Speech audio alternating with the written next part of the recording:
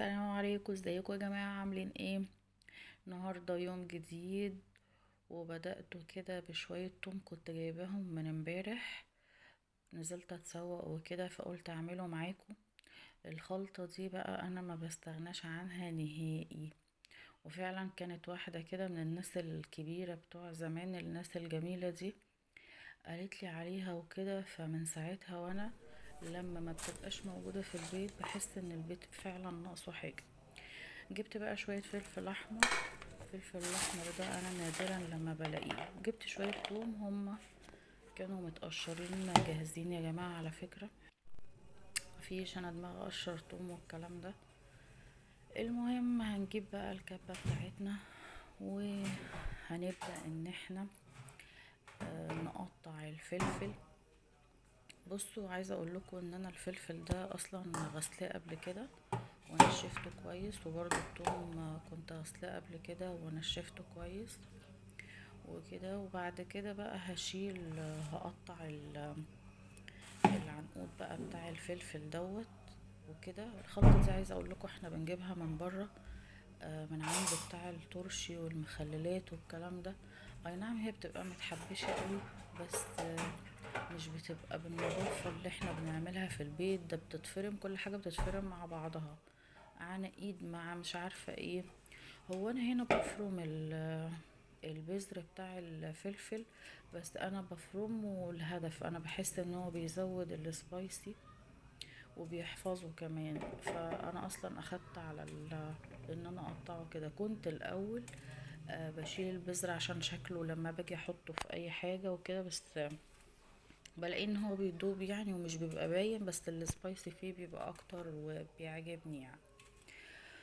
المهم بقى فطبعا انا برضو كنت منقية الفلفل الاحمر دوت صابح كده وطازة وجميل.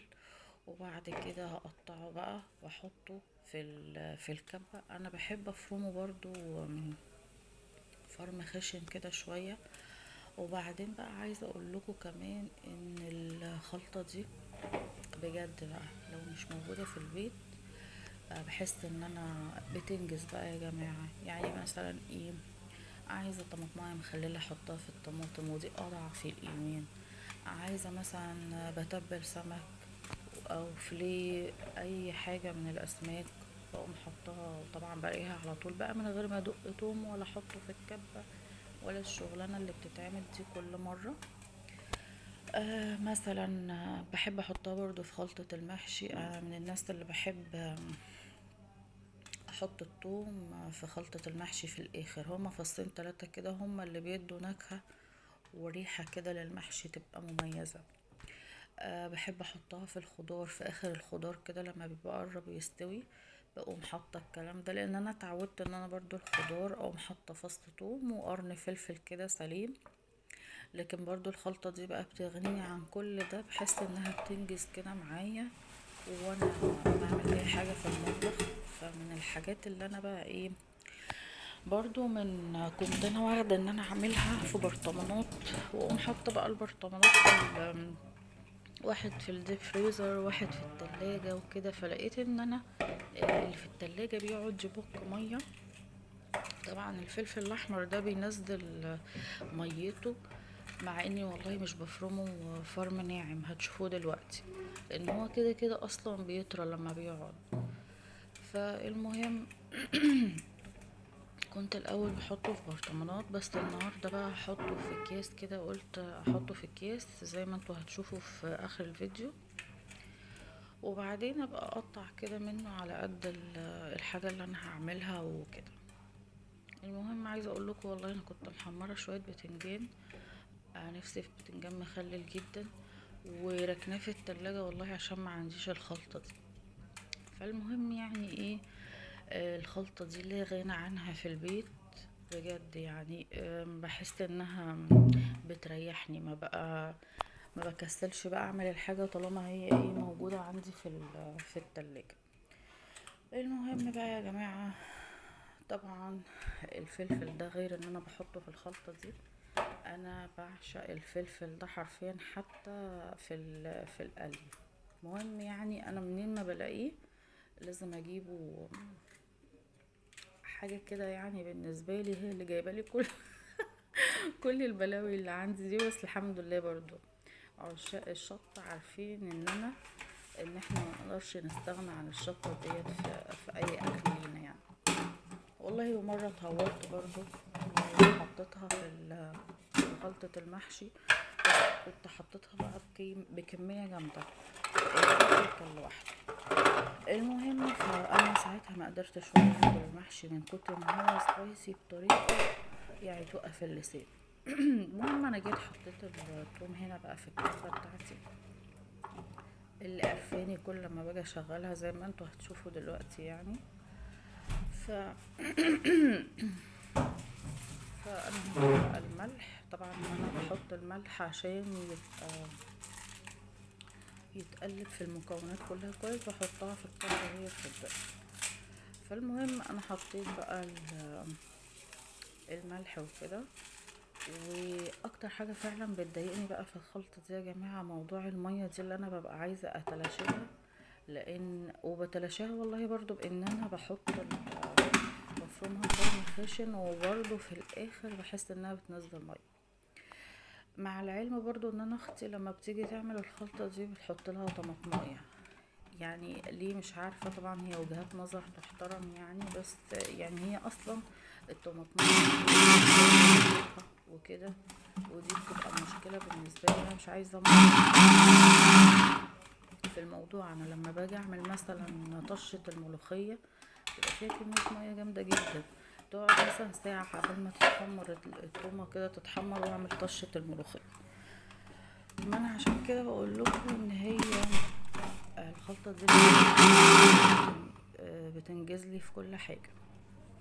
فالمهم برضو ممكن تكون هي خدت انها تحط الطماطمية دي على الخلطة.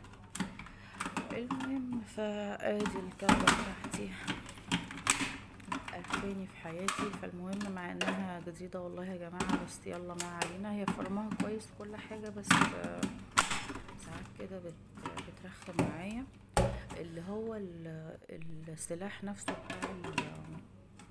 بتاع الكبة. لو اي حاجة من الثوم او الفلفل دي جت تحتيه فبتوقف السلاح، فبيبقى صعب تفكيها. عملت الفلفل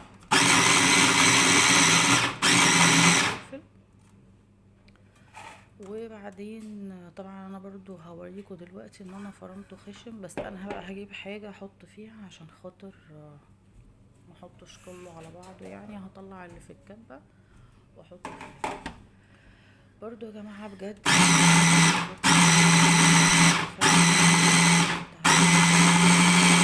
للناس الكسلانين كده اللي زي حالتي طبعا احنا مش كسلانين ولا حاجة، احنا كلنا شاطرين، بتنجز فعلا معانا في حاجات كتير زي انا ما قلتلكوا.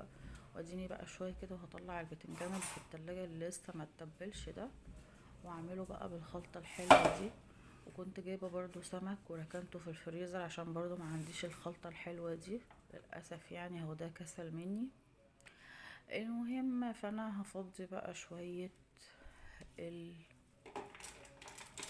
التوم ده. المهم برضو يا جماعة عايزاكم تقولوا لي ايه رأيكم في ان انا شارككم يومي كده والحاجات البسيطة اللي انا بعملها دي معاكم، وعايزين نفيد بعض برضو. كل اللي عنده معلومة حلوة كده في المطبخ يقولها ونفيد بعض. المهم هكمل بقى بقية الخلطة.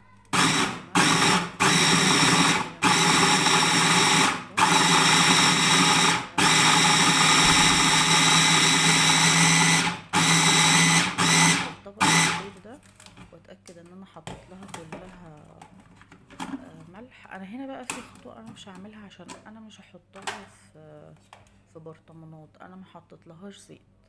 هو انا في الطبيعي طبعا بحط زيت، ولما بكون جايبه توم اللي هو الجديد ده بيبقى مفروم جاهز كده من عند الخضري كلنا طبعا عارفينه. اما باجي احطه في برطمانات بحط فيه زيت، وكده كده اصلا لونه بيتغير حطينا الزيت ما حطيناش الزيت بتبص تلاقي برضو التوم الجديد ده لما بيتفرزن لونه كده بيخضر. كنت الاول بقلق من الموضوع ده بس دلوقتي عادي يعني شغال. المهم والله كنت الاول برضه بلاقي ان التوم ده بيعمل ريحة، اللي هو الجديد لما بيجي يتخزن يتحط في الديب فريزر، بيعمل ريحة كده بقى مع اي اكل. مرة كنت مطلعة كيس كنافة، كان كارف جدا التوم عليها. فالمهم بقى، فانا قلت ايه، هكيسه كده في اكياس وهعمل رف لوحده كده في الديب فريزر. الديب فريزر بقى اللي هو الواقف ده، غير اللي هو اللي بيبقى مسطح ده يا جماعة، طبعا كلكم عارفينه.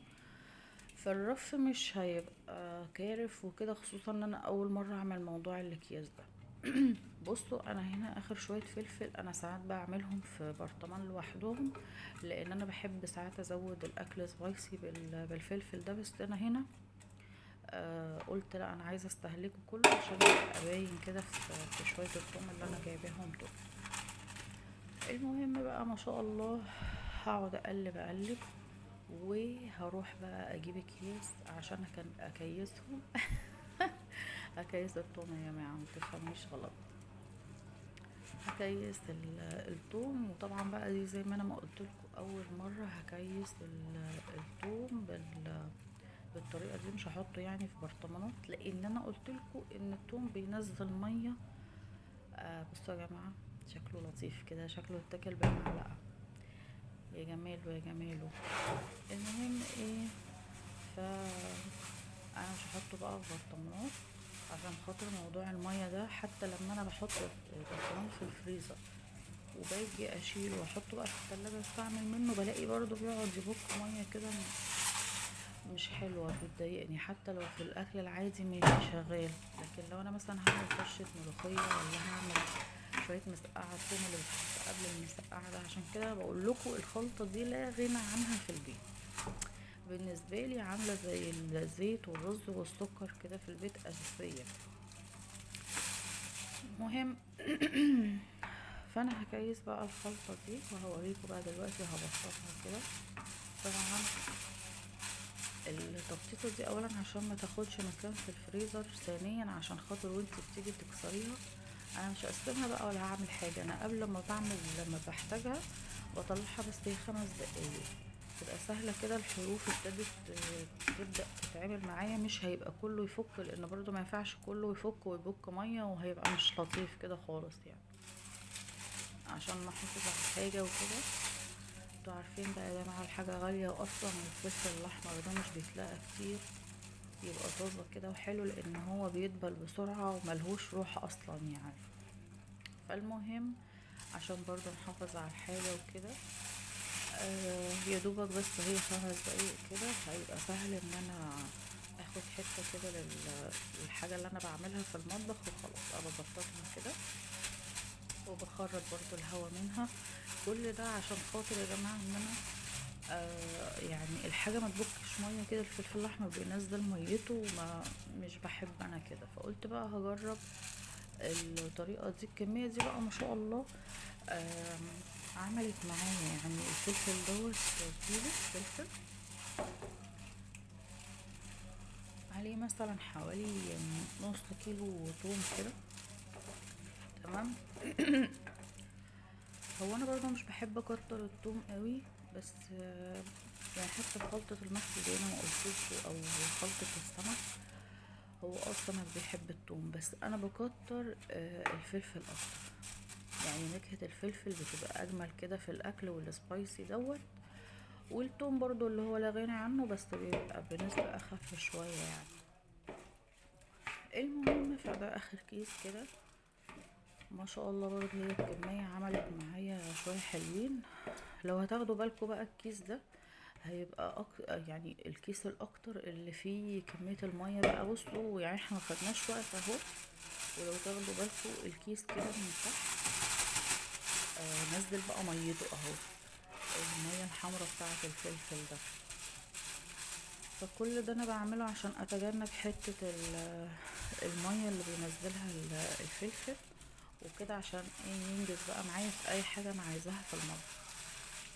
المهم وطبعا بقى ايه، انا برضو عايزاكم تستغلوا التوم اول ما يطلع وكده، واعملوا الخلطات دي اللي عنده مكانه وكده. اخدت ان انا اعملها كده يا جماعه. اللي يقول مضر او مش مضر، هي لا، ما هي ايه الضرر فيها يعني؟ واحنا نتوكل على الله ونعملها يعني، ما فيهاش اي مشكله. فالمهم هاخد بقى الخلطه بتاعتي على الفريزر وكده. الحمد لله. ورغيت معاكم كتير.